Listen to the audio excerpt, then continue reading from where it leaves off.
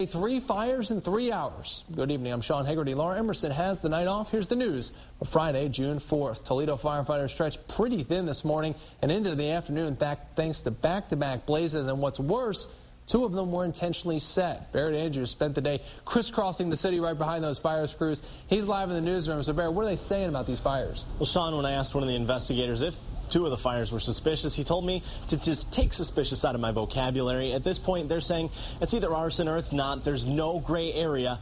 And today, the only shades of gray came from the smoke pouring over the east side. Battalion Chief Christine Davis says not only do arsons like this vacant duplex at Wilmot and Clark on the east side put other occupied homes at risk, or just put firefighters at risk as they come up with creative ways to knock down the flames.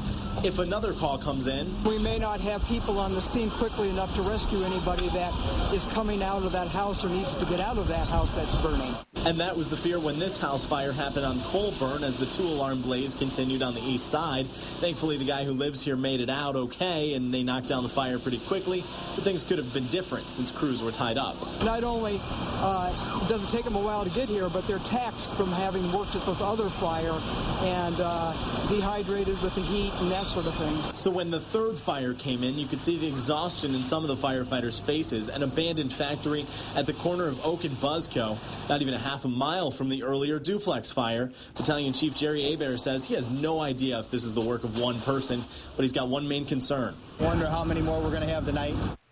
At the same time, Hebert says people shouldn't really be worried. If you do spot a fire, do what you always do. Just call 911. If you see anything suspicious, do the same thing.